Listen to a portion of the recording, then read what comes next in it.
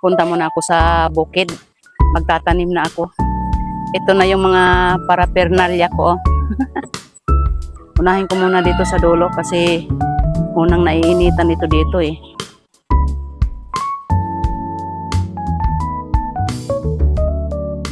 Ngayon pa lang ako mag-umpisa pag-tanim. Yan dyan oh. Ayan oh. Dyan ko taniman. Bago pala ako magtanim, hawanan ko muna itong ano, yung mga dating balag. Hawanan ko muna ito para madaling magtanim sa gabal eh. Mga bulok na din ito eh.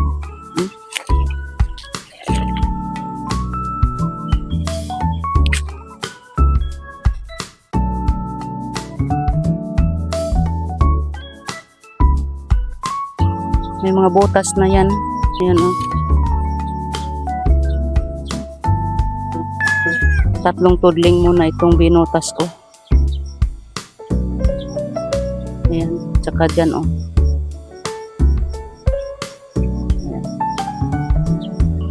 Ayan. Ito na yung binhi ko o. Itong sitaw, 3 klase kasi ito. Ito yung medyo brown na parang nagbabalat, tapos ito yung itim. Ito yung dati namin tinanim na mahaba. Ito yung unahin ko pagtanim. Pinutasan ko siya pag una kasi para lumambot ang lupa at saka mahawanan ko na din. Tapos may ginagawa pa akong ritual kasi dyan. Ito, nilalagyan ko siya ng fertilizer na pangpaupo niya, tapos lagyan ng ganyan. Brown kasi ito oh. Lalagyan ko na ng tig-apat-apat na buto para hindi na ako maghulip kasi hindi naman ako sigurado na tutubo lahat yan. Minsan kasi naguhulip ako lalo na pag isa lang ang tumubo. Hinuhulipan ko pa yan. Ayan, apat-apatin na. Mayroon pa akong isang ilalagay dyan. Ito mga kaibiyang, kung tawagin ito sa amin, Puradan. Ano kasi ito? Oh, violet ang laman. Lagyan kong ganyan kasi para iwas langgam. Takot ang langgam dyan eh.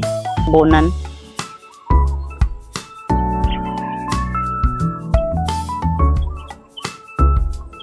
Wala pa namang ulan. Bubuhusan ko muna ng tubig para lumubo yung buto. Oh, ganyan lang yan. Masyado kasing madamo. Ito yung aga-aga kung tawagin sa amin ito. Basa-basa pa naman yung lupa. Mga 2 araw na kasing walang ulan eh.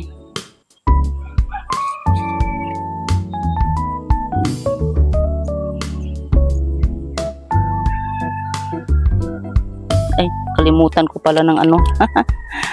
Pwede namang sa ibabaw lang. Takot kasi ang langgam nito.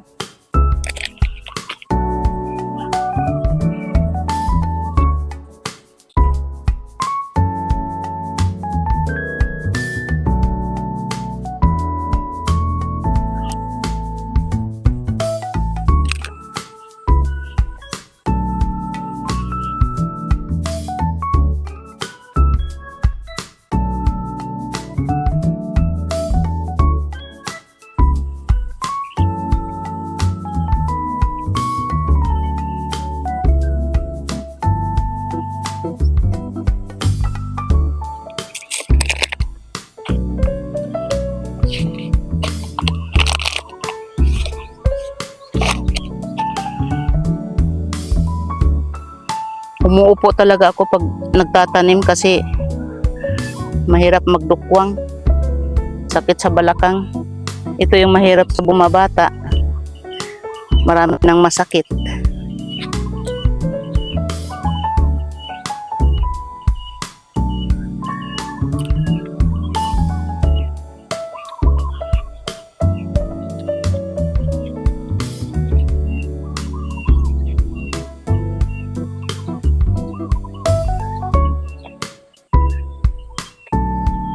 Kaya yan pinapaupuan ng fertilizer para pag yung umpisa niya magkaugat, may masisip-sip na siyang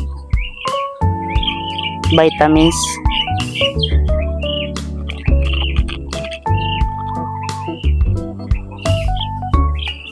Kaya nga hindi din ako nagpapawala dyan sa Puradan, yung violet. Kasi minsan, lalo na pag tumubo na yung halaman mo, tinitirhan din ng langgam. Kaya yan, nilalagyan ko ng ganyan. Hindi naman siya nakakamatay ng halaman.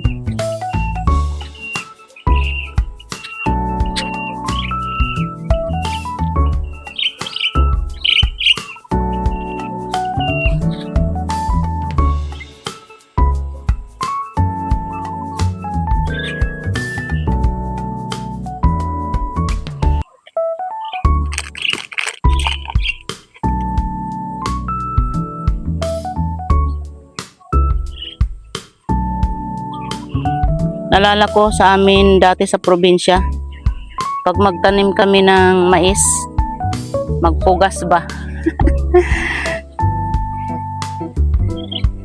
Ang nilalagay namin sa binhi, winiwisik-wisikan lang ng papa ko ng gaas, yung kerosene. Kasi di ba maamoy yan? Ayan, takot ng langgam doon. Dati naman sa probinsya, hindi namin kilala itong mga gagamitin sa halaman. Saka hindi din kami dati gumagamit ng fertilizer. Maganda kasi yung lupa sa probinsya eh. Sa bagay, probinsya naman din kasi itong amin dito. Pero iba yung lupa doon sa amin kaysa dito. Kinagat ako ng langgam. Mayroong langgam. Lagyan ko dito sa ibabaw.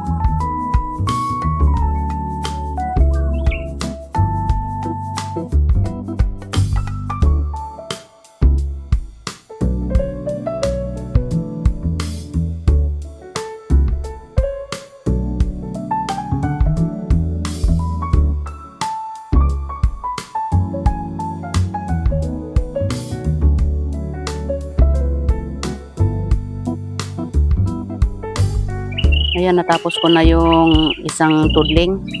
Hanggang doon sa dulo na yan, no. Naubos ko yung isang klaseng sitaw.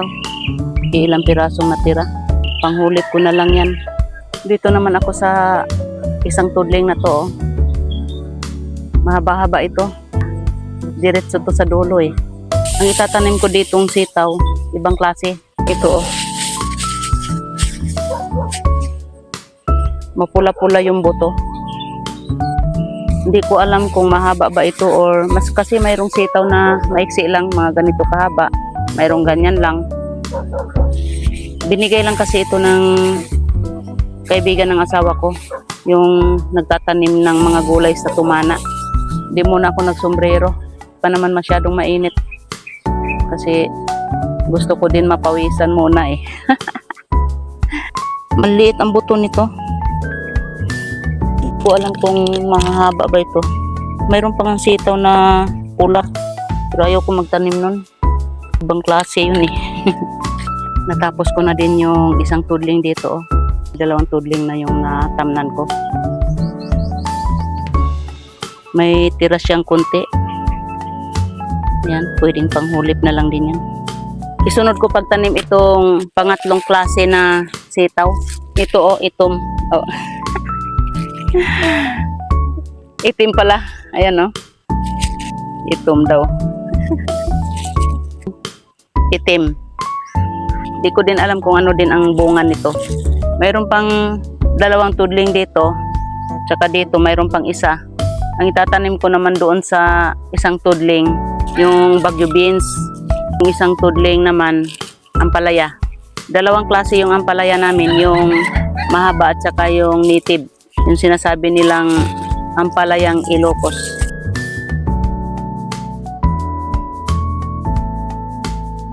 Inagahan ko dito paglusong sa taniman habang maaga pa. Ituloy ko na to dito pag tanim yung ano ko, sitaw. Mayroon pala akong pinutol dyan na talong. Ano yan? Mga luma na. Hindi na din yan tataba. Kaya pinutol ko na. 3 puno yan eh. Sagaba lang din yan. Dyan sa pagtamnan ko. Tama-tama ngayon pag ano ko, pagtanim kasi umulan kagabi. Kaya di na kailangan magbuhos ng tubig. Ngayon pa lang din ako dyan magbubutas. Ginamitan ko ng barita kasi matigas ang lupa eh. Yung parang ano ba, bantok kayo. Kahit na naulanan yan, maano siya, yung madikit-dikit ba, malagkit. Malagkit ang tingin. Ayan, natapos ko na dyan pagbutas, mag-umpisa na ako dyan pagtanim. Ang isunod ko pala dyan pagtanim, ayan, ano yan eh, yung Baguio beans.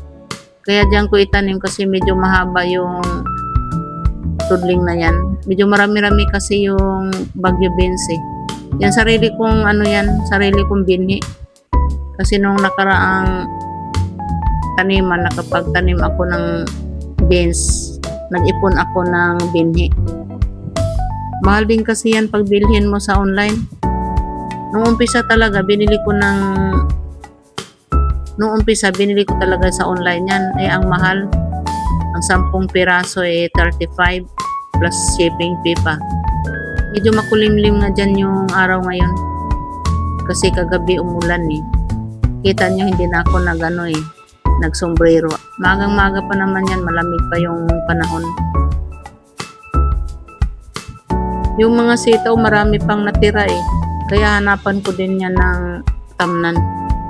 Sayang pag hindi matanim. Pag magiging luma na kasi yung binhi, magiging laon. Kaya may posibilidad na hindi na matutubo yan.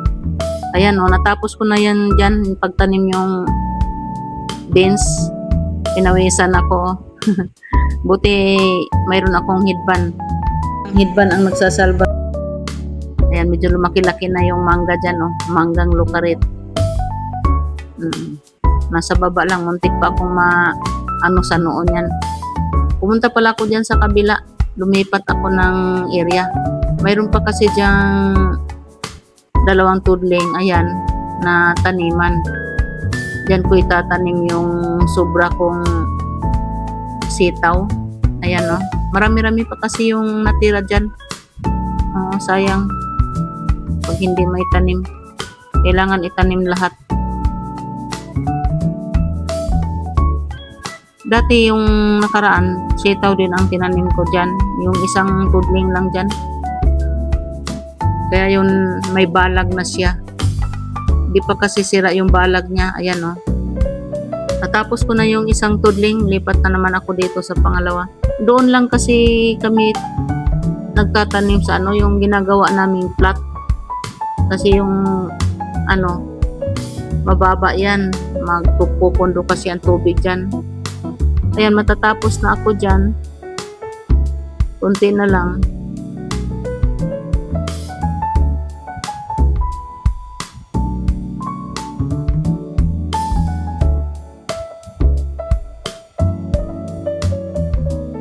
Kunting-kunti na lang talaga din ang natira na binhi dyan, na buto. Ayan o, kunti na lang. Tama lang yan pang hulip-hulip. Pawis na ako dyan. Magandang exercise talaga pag umaga. Lalo na pag wala pang init.